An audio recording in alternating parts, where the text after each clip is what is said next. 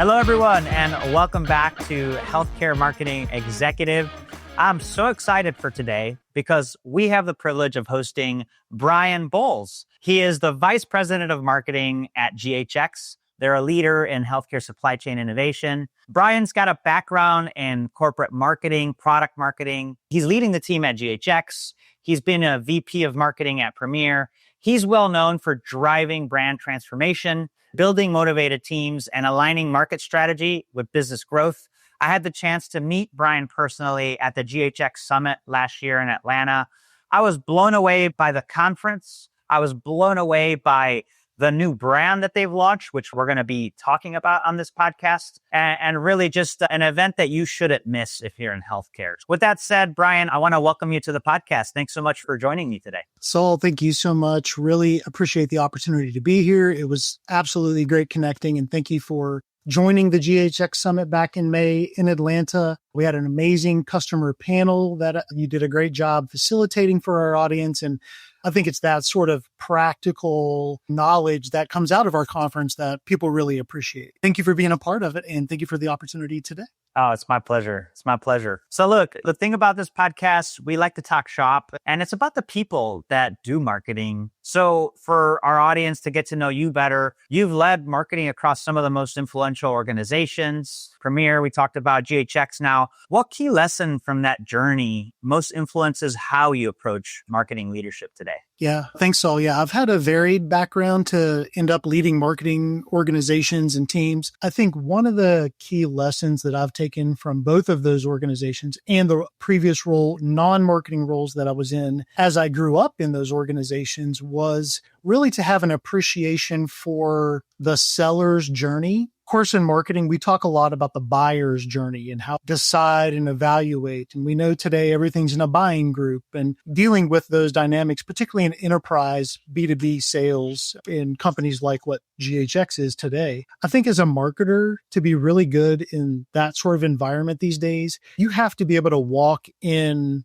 the salesperson's shoes. You have to build content, yes, for the buyer journey, but understanding what they're dealing with in their sales process. What are their calls like? What are their steps? What phases of the journey? And what are they doing along that sales process to move them along? But I think as a marketer, if you are only thinking about brand marketing as an example, and you're thinking about that awareness, extraordinarily important. But in B2B, it's really a lot about relationships and how do you build content for your true audience, which is your growth engine, whether that's sales, account management, other customer facing functions that you just have to be mindful of and build for, because that's really where growth happens. Man, Bryan, I love that you went there. Just the sales piece is so critical. And, I was chatting with a client of ours. We call them UX checks, like user experience checks. And we do spend so much time on the customer buying side. But how much time as marketers are we spending on the seller side? Our salespeople getting what they need? It's so important. And my career was not as a marketer. I grew up working in health systems as a customer. I was in product management. What roles did you do? Inside of the health system? Inside of the health system, yeah. In decision support, in analytics. Yeah, that's really how I made my bones in healthcare data, was hands-on and coming out of school, was an information systems degree, not marketing at all. So getting that hands-on experience was great. Being inside what ultimately is now the customer I'm trying to serve gives you a great perspective on what they're dealing with every day. And then having been in product management, direct sales, launched partnerships and go-to-market and reseller agreements, and then getting into marketing, I think that gave me a pretty well-rounded view of what it takes from a enterprise B2B perspective to make marketing effective for those who are using it in the field. Because again, that's where growth happens. And you need to have an appreciation for what those teams are dealing with every single day. It's hard out there, and you have to arm them and build their confidence that when they walk into rooms to do their thing, they are armed, they're ready, they're prepared, they're confident, because that is what's going to make a difference in the room, particularly when you're talking about the types of relationships that we have and other organizations have from more of a strategic relationship perspective. You can't treat that as transactional. You've got to treat that with white glove, and you've got to help them prepare for those really important interactions, whether it's a sales call, a QBR, any other sort of top to top? How do you build for those interactions they're having so they can be most effective when they get the opportunity? That's awesome, Bryan. Really glad that you opened up that conversation topic, especially on the heels of what I'm going to ask you next, which is the brand. All right. So, by the way, let's let that transition to this topic that I want to make sure our listeners and viewers take away is, when's the last time you intentionally looked at what your salespeople needed? And more so from that versus the lens of your ICPs, the pain points, et cetera. Let's heed Bryan's advice. Do more of that. Put it in your calendar and make it happen. Okay, so Bryan, the GHX rebrand, man, it looks great. I love it. You guys just did a significant one with the logo, the colors, everything. What was the strategic thinking behind it?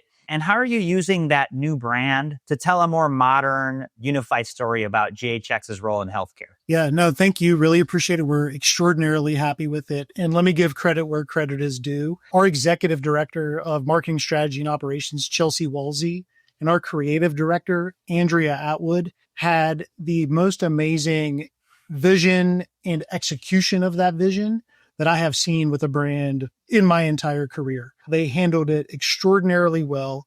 This is a company, a GHX, that's 25 years old, has a lot of legacy and history that we need to be true to for what we've done as a company for the industry. But we also took the approach of, you got to dress for the job you want, not the job you have, and make sure people can see us differently to help start to change their mindset about what we can be and who we have been. And sometimes you've got to put on a new tie. Sometimes you've got to show up differently. It is a demonstrable commitment to, we will be different in the future. And that different for us is innovation. It's our expansion of our platform. It's serving our customers in different ways. It's being on the leading edge of AI and other emerging technologies.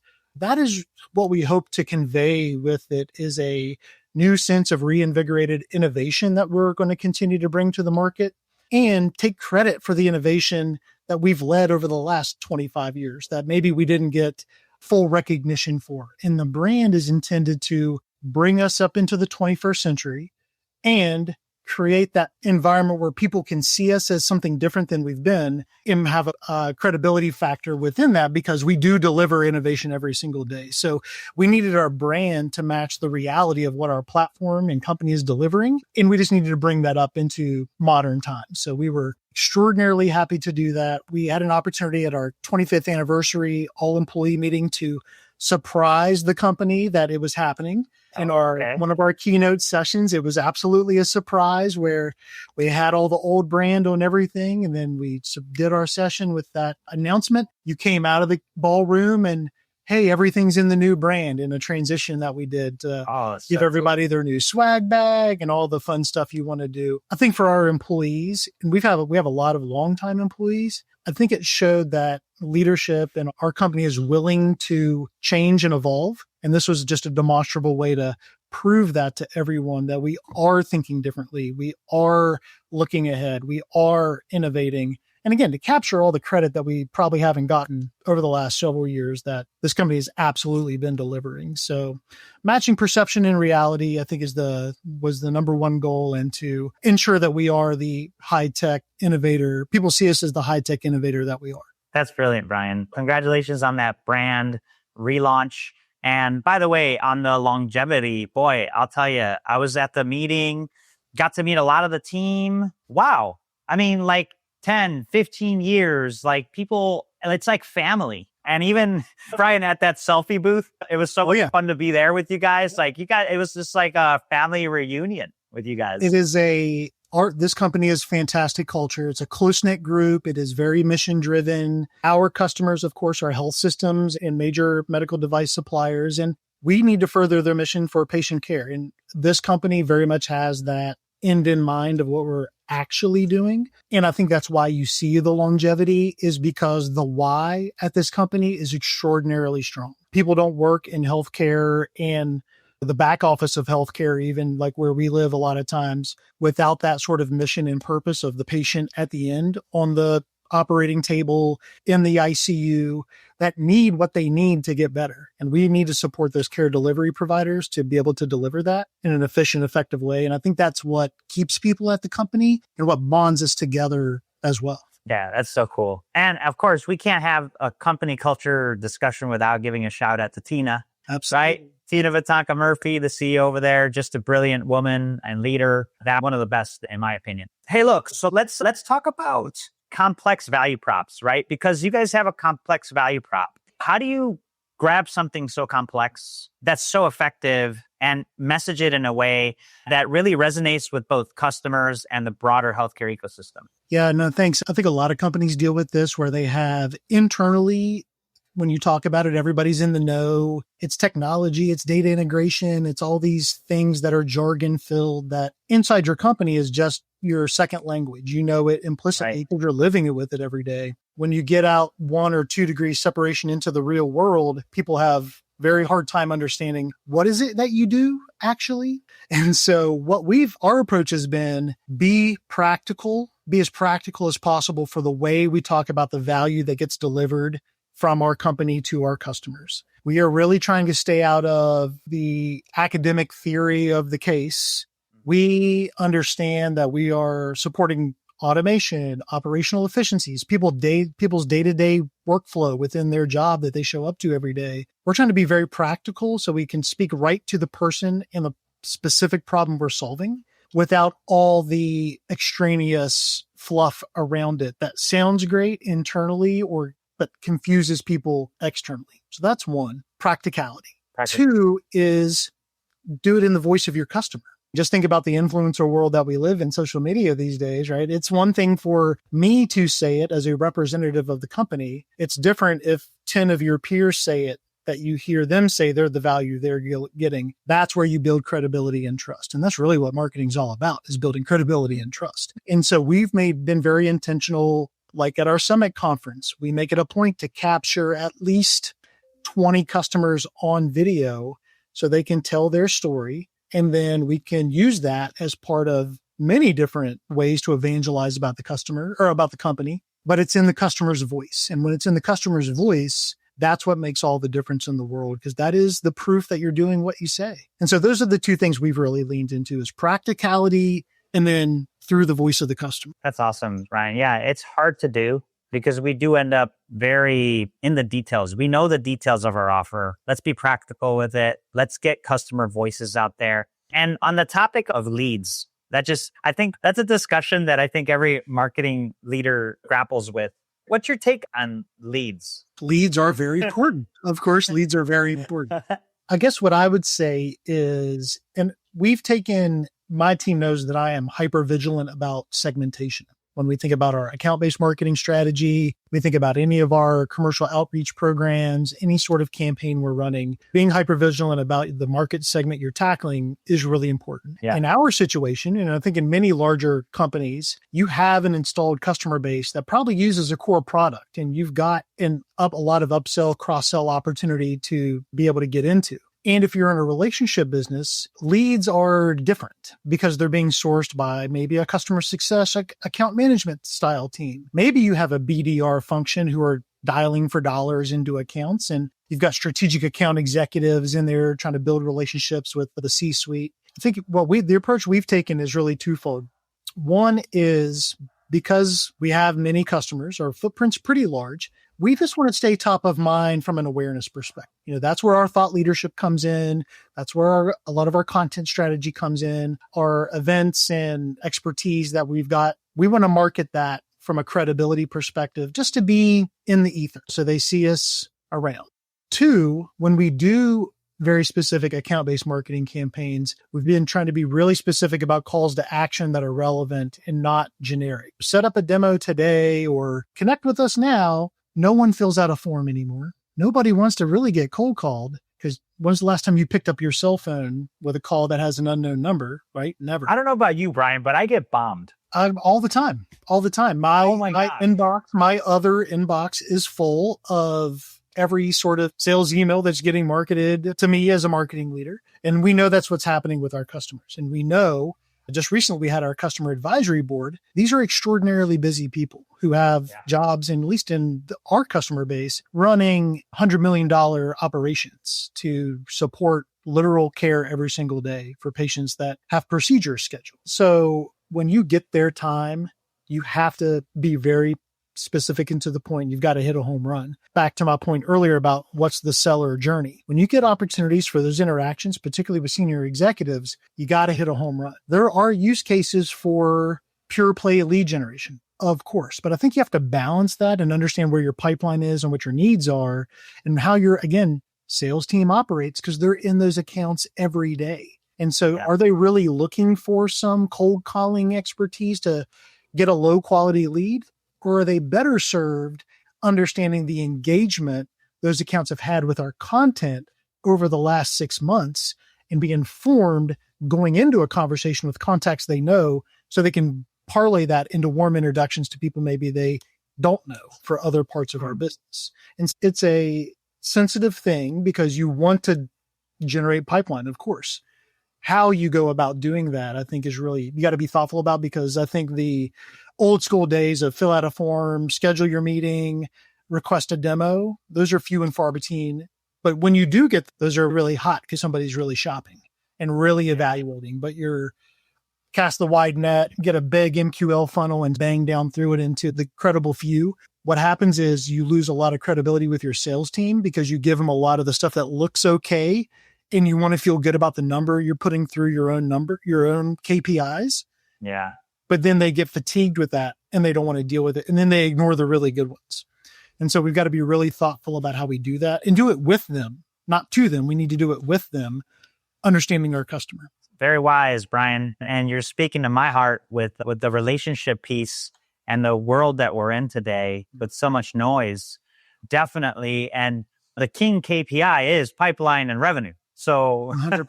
That's right. If those are growing, we're in a good spot. So one of the best measures, can I give you one great metric? This is my favorite metric. This is my favorite. I love it. We've got a really great analytics team, a guy on our team named Kevin Cochran. He runs our MarTech stack. He does all of our analytics, and he helped me create this metric because we saw the dynamic of traditional MQL, SQL conversion into pipeline. Like that exists, of course, like we just talked about. But what I really wanted to know is how many opportunities were created new into the pipeline this month. And of those accounts with those opportunities, how many had marketing engagement 30 and 60 days previous to that creation date? Because I want to know, because people won't raise their hand like they used to. And I want to know, are they window shopping? What influence did we have? And it may have shown up as an intent lead for us even, but more importantly, I want to make that relationship between field is out there every day. We're not in a battle for credit about who gets credit for. I don't care about credit for who created the opportunity in that way, but I do want to know which accounts and what percentage of those accounts are engaging with us before that opportunity got created within a 2-month window. Because to me, that's a pseudo MQL in a lot of ways. We're an intent lead, and we've used AI in one of our platforms to summarize all the marketing engagement across buying groups, every contact by account. We're able to share that with the field so they can understand what's been going on, who's been interacting with what,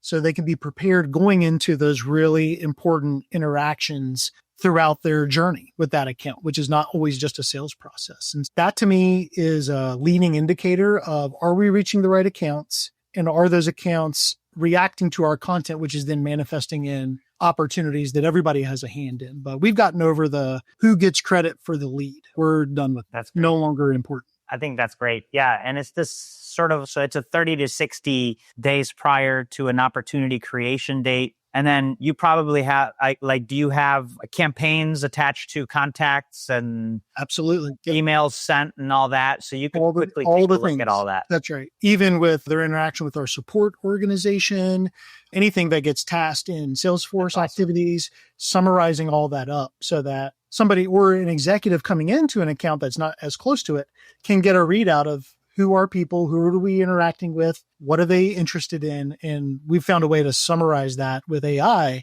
in a way that can get it updated every month and deploy it so that it can be, again, prepared. I love that. That's so great. What a sophisticated approach, man. Kudos on that KPI because that's a meaningful one. I don't want to conclude our conversation without giving you a chance to plug the summit. So it's become a flagship event for supply chain professionals, healthcare on the supplier side. How do you design the summit experience to both educate and inspire attendees while making it entertaining? Because it was phenomenal. The entertainment factor is important, but the inspiration and education is really the draw. And thank you for that. Our show is around 800 all in. So it's not the biggest conference, but the people who attend our show are the experts in their field. So we get really the right people there for what we do in supply chain, healthcare supply chain. One of the things that made me feel so amazing was this past year in Atlanta, I asked attendees all the time, how do you like the conference so far? Why is it different than others? And the thing that made me feel the best was one of our customers told me that our conference feels very personal, where some of other conferences they go to, maybe it's just because they're bigger, feel very impersonal and generic. And that just made me melt with pride that the content we're building is on point. The information we're trying to share is what they're looking for. So loved that. But that's really the three things. So we're trying to inspire so they leave energized and understanding the art of the possible and having some of their own vision that they can take home and inspire their teams. We're trying to educate, of course. I mean, our curriculum is the draw for best practice sharing, connecting with others who have gone through the same situation they've been in. And our learning sessions are just packed to the gills, which is great. And then third is all about collaboration and the relationship building, the fun factor, the entertainment, doing some offsite, bringing some levity to it. Because we're in a very serious business, a very serious business. But that doesn't mean we have to take ourselves seriously all the time. And I think that levity helps build relationships and bonds, lets people get in the photo booth together and have some fun and just have side conversations because that's really what they're looking for in these is networking and connectivity. And that's something we really want to provide and are leaning into in our event the second week of May in New Orleans. That will in New Orleans this year. Upcoming, right. We'll be in New Orleans this year. So we'll definitely be bringing the Crescent City vibe to the event this year. So you can count on That's awesome. That's awesome, Bryan. Yeah. And I'll say so many networking opportunities. One of the things that I heard, I was talking to a guy during one of the happy hour breaks. He's like, I come for the food. Hey, man, the food was great, right? Like the food is phenomenal. You really have to think about all aspects with events. Events are extremely important. There's a lot of thoughtfulness that goes into even thinking as event leaders know out there. Food and beverage service and the diversity of needs that people have now these days, dietary restrictions. And if you can make people feel comfortable and when people feel like they've been heard or seen, even through small things like having vegan options and things like that, it just makes them more comfortable and feeling a part of the community. And that's really what our event is about, is bringing the community together, because we are one of the only organizations that brings together providers and healthcare suppliers in the way that we do to convene in a collaborative way. That there really isn't a lot of that out there that's like what we offer. But yes, our goal is white glove experience all the way down to meal planning as well, of course. So that's awesome. Yeah. I was cracking up about that one, but for sure. And the food is important. Look, I really appreciate you jumping on. You can't have a podcast without asking about AI. Yep. What AI tool do you see as making the biggest difference? Or how do you see AI being part of the digital transformation? What should leaders be looking out for? I think here's what I think is the dynamic we're in right now, which is a bit of a conundrum where the adoption of marketing tech and AI, particularly in marketing tech stacks, there's a zillion solutions out there now. There's so many, it's dizzying. So many, it is. My fear is that adoption will be very fast and slow at the same time. And what I mean is, what do you mean? We're going to see many organizations run fast to buy things, but their process, their infrastructure, how to deploy it is lacking use case or intention. And so, yes, I got to go buy this marketing AI platform of whatever sort, but because I feel like I have to, or I'm going to get left behind, but I haven't really thought about how to put it into practice. And what I think is going to happen is you'll see a lot of that. That's going to just break your process. And if you don't build your process around it and try to do it the other way, it's going to be very difficult. So I think there's going to be a lot of money spent fast and then under utilization or not meeting expectations. And then too slow, where you end up on the laggard side of the curve and you're taking so long that you actually do get passed and left behind because you've done nothing. Yeah. And so what our approach is right now is, what are the use cases that we need to solve? Because we do a lot of things really well, and AI is not going to solve all of our problems, but it certainly can be a great teammate to our teams in the right context. It can be a great tool to be more efficient in some of our processes. But what we're trying not to do is treat it like a wholesale platform, and like, what are the 4 use cases that we're going to test this year to see if it's really the right thing for us. So we're going to try to go slow to go fast. But what I fear is you're going to see a lot of people go fast and end up going slow. That's a great framework around it, and being mindful of use cases, AI governance in your organization. Data governance, guardrails, policies. We talk with legal a lot about what we are going to do or what we would like to do to make sure they're comfortable with all of that. We're investing in workshops for the team just to learn, just to get better at like ChatGPT Plus and how to use it and as a tool to be better at your job. That's cool. If you're a content marketer, if you're an event planner, if you're a product marketer, there's so many opportunities to test messaging, work on objection handling, of course, get some content created and built faster. AI as a tool with human in the loop is definitely the approach, but I am wary of these large scale platform deployments that promise 5x pipeline. That's not, at least for our business, that's not the kind of AI we need. We need a different kind of AI that we're trying to be really thoughtful for. And again, use case first, then tool. Not the other way around. Well said, Bryan. Love the maturity you bring to the game. And this has been so much fun. I'm so glad that we were able to find time to huddle up to get you on Healthcare Marketing Executive. Folks, Bryan Bowles, Vice President of Marketing at GHX with us.